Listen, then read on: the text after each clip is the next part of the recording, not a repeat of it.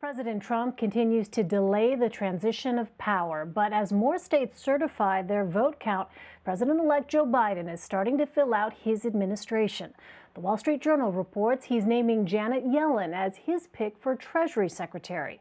The 74-year-old labor economist would be the first woman to hold the job if confirmed.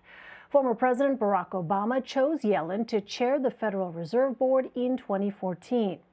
Yellen is not the only former Obama-era official to be chosen by the president-elect.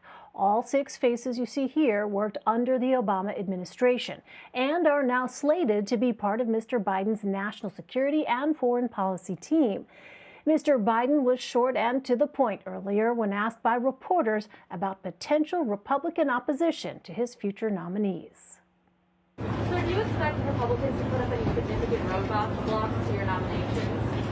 Are you kidding me? Why'd you go with national security first? Because it's national security. Thanks. Meanwhile, President Trump was last seen publicly Sunday while golfing. He and Vice President Pence have nothing on their schedules for Monday. But CBS News has learned the White House does plan to hold in-person celebrations for the holidays of Christmas and Hanukkah in the coming weeks. The First Lady's office says the events will have smaller guest lists and safety precautions in place as coronavirus hospitalizations remain at record highs. Surgeon General Jerome Adams was asked about the news Monday morning. Are you concerned this could be a super spreader event? Well, we want everyone to understand that these holiday celebrations can be super spreader events, so we want them to be smart. And we want them to be as small as possible. But again, go to cdc.gov, look at those tips for everyone. These apply to the White House, they apply to the American people, they apply to everyone. We want you to stay safe so we can get to a vaccine. Caitlin Huey-Burns and Meridith McGraw join me now. Caitlin is CBSN's political reporter, and Meridith covers the White House for Politico. Welcome to you both. Caitlin, what does this first batch of picks from President-elect Biden tell us? Well, they are a little bit predictable and perhaps boring, but that's by design. These picks that the Biden team announced today are designed to show that they prize a wealth of experience, and they speak to the Biden team's campaign pledge that the now president-elect made over the course of his campaigning, that he wants to kind of return things back to before they were, before Trump took office. So he's tapping into a wealth of experience. He's also said that during calls with foreign leaders, he has assured them, he said, that America is back. And so his picks for Secretary of State and National Security Advisor are designed to reflect that. He had also said on the campaign trail that he was going to have a cabinet that is as diverse as the country. And you see that also in picks today with the announcement, for example, of Alejandro Mayorkas, who would be head of DHS. He's an immigrant, a Cuban immigrant, very much would be focused on the immigration component. Avril Haines, as head of Director of National Intelligence, would be the first woman in that role. Janet Yellen, of course, also would be the first woman to head Treasury. And news today, too, with the announcement of UN Ambassador Linda Thomas-Greenfield. That post will now be a cabinet-level position. It had been downgraded during the Trump administration, but now would be a cabinet-level position. And, of course, the announcement of John Kerry, who will be the special envoy on climate, also trying to send a message that climate change is a national security issue in this administration. The biggest concerns, though, for the Biden team as they are announcing these picks is the Senate confirmation battle that is to come. If Republicans keep control of the Senate, that poses various challenges for Biden, but namely as it relates to the confirmation of his cabinet picks. So that has been a concern from the Biden team. In announcing Mayorkas today, for example, the Biden team touted that he had been confirmed by the Senate 3 times in previous posts. So that kind of gives you a window into their thinking of not wanting big confirmation fights, wanting nominees that can get through, and acknowledging kind of the realities of a divided government if the runoffs, of course, in Georgia don't pan the way for Democrats. So, Caitlin, at the same time here, it's unlikely that the president and Congress will pass any COVID relief. This is something we have talked about over and over again. Many people still remain out of work. Millions of Americans are really looking at the end of this month, the end of this year, and finding themselves in really precarious financial situations. How does President-elect Biden, Caitlin, want to approach this stimulus issue? Well, there are certainly challenges ahead for Biden on this front as well.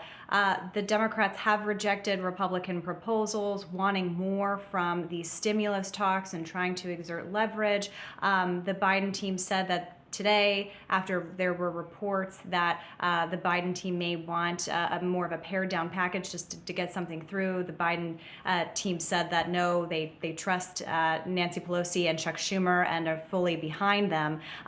If nothing happens in the lame duck, of course, this does become an issue for then who would be President Biden. And so that's going to be kind of underscoring the challenges ahead for him. It was notable that he announced, or that there are announcements to come on his Treasury Secretary pick that shows kind of how big of a deal this will be, and someone who will, of course, be key to all of those negotiations.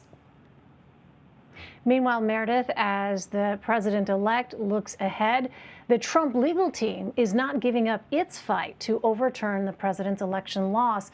But we did see the legal elite strike force, as campaign attorney Jenna Ellis called it, lose a member this weekend. What do we know about what happened with Sidney Powell? Well, the Trump legal team's effort has been called everything from a circus now to a national embarrassment, and those are by people that are close to the president himself.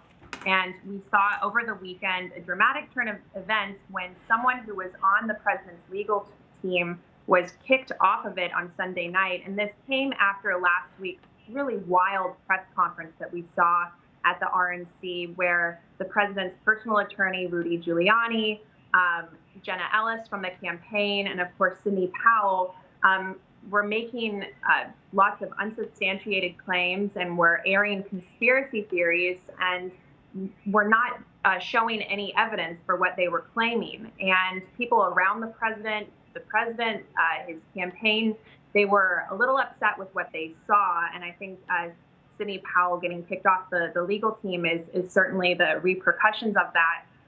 Meanwhile, you even had people like Tucker Carlson and Rush Limbaugh today say that they can't allege all of these things without having any evidence or bringing it to the courts to show that they actually have anything to back up some of these wild claims that they made about everybody from Hugo Chavez to George Soros being behind widespread election fraud. But the Trump campaign, they are continuing to press on with these legal efforts, but they're really reaching the end of their rope here. And that's because they're coming up on some constitutional deadlines.